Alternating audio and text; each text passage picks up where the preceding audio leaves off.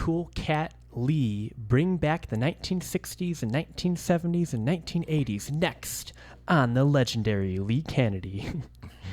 Lee knew blue-chip, star-studded, can't-miss mega celebrities in the music world of the mid to late 20th century. Was 20 grand Detroit's happiest midnight frolic? Yes. It was when you went to 20 grand, you went somewhere because everybody, poor people, couldn't go to 20 grand.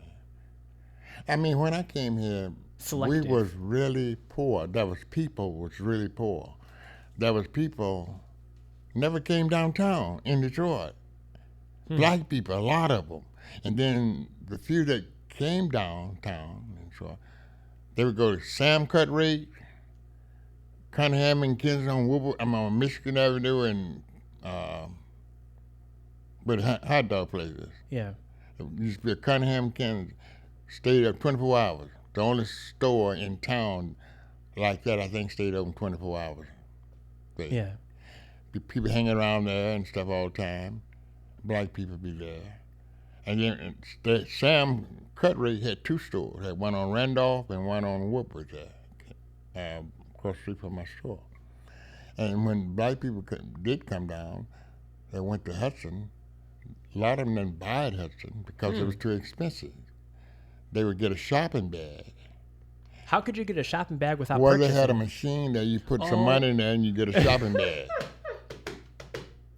And then you buy whatever other thing that you got. Shopping bag's large. That is so funny, just for the appearance. Right, because when he go back home to his neighborhood, he went to Hudson.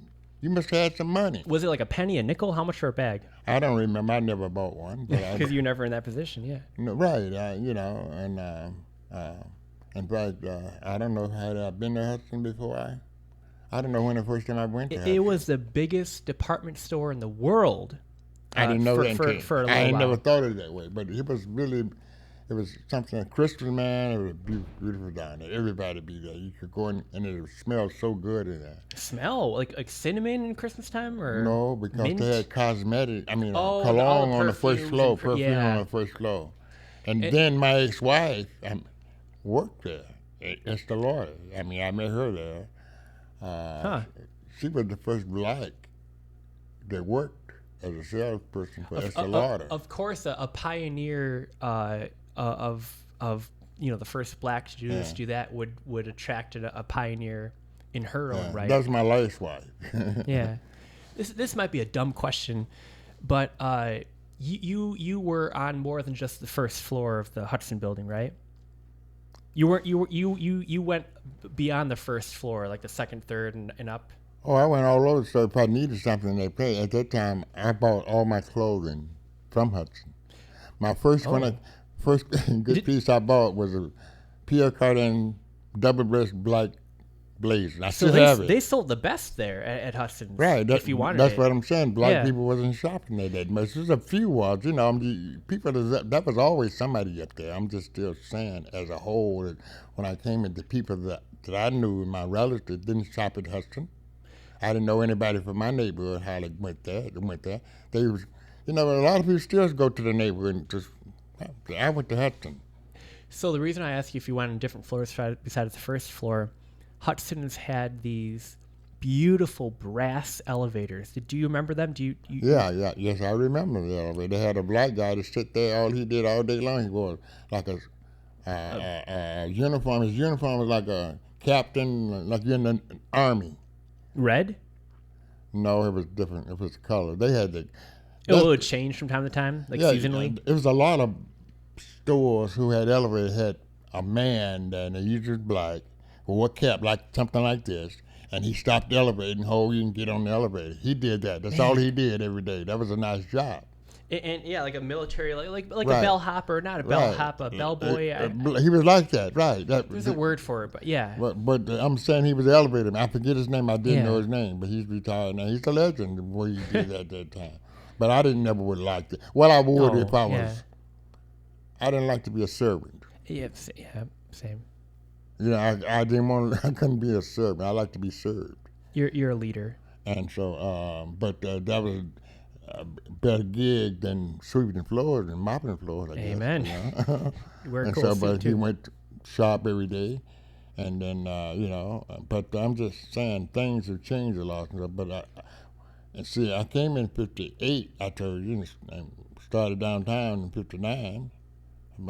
I was like a year and something, a half or something at the other store. Zokauers. Was Zokauers in Hudson's? No, they was in Allen Park, out on Plymouth Road, and had one in Delray and one in Farmington. So when you were working at Zokauers, you weren't living in Detroit. You're living in Allen Park near Zokauers. Black couldn't live in Allen Park. Never mind. When I would go to work, they would stare at me. Man. Yeah, the kid.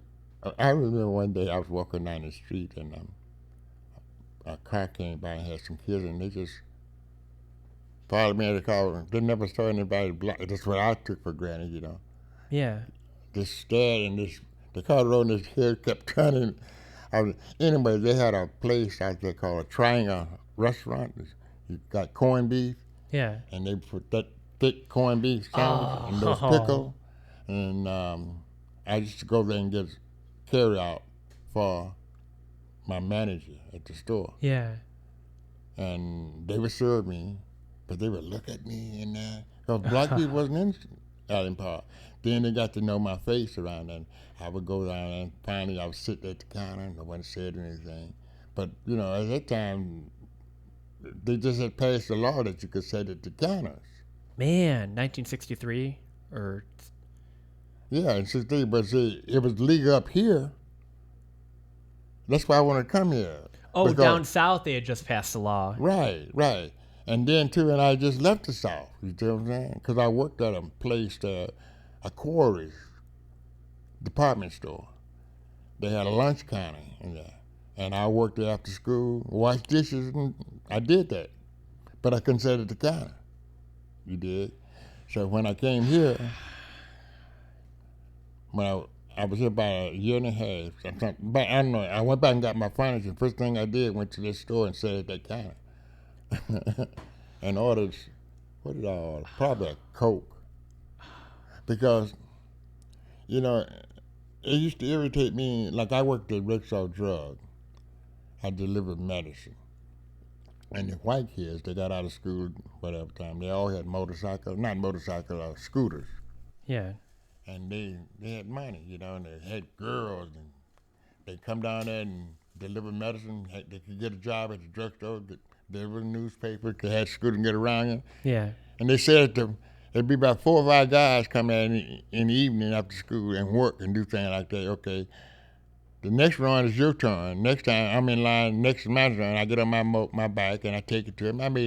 That's where the white kid made money. Yeah. And they said at the lunch counter, have Coke, order Coke, cherry Coke and stuff like that. I used to want to do that. And so I went back down, that's the first thing I did, sat at that damn counter. But I don't like, I don't like to give me food. I don't like to go to places they don't like you. They could spit in your food. I was going to ask you that. That's why I don't eat out now. Yeah. Because there's so much hate going on now in the world. When I would drive, we would drive down south. Take us 18 hours to go in those days. We would always fry some chicken so we could eat it on the road. Because I didn't stop. You get a place, stop at a place, you got to go in the back door and they hand it over to your counter. They look at you and see you out of state. No, that old boy, yep, they're them white girls. Making their assumptions, yeah. And then they take it out on you. And so, like now, I don't like to eat out in restaurants because there's so much hate. Such a cook, a chef like that, he looking through people and he see he cooking out there. And I'm black. And a black person just accepted his mama, whatever. He see me, they're all of them the same. Bam! I don't eat out, man. I don't, very seldom. And then I don't trust them, I don't trust the black one either. Yeah, well, yeah, it goes both ways. Yeah, because if they think you better than drive a nice car, whatever, they think you, whatever. You understand?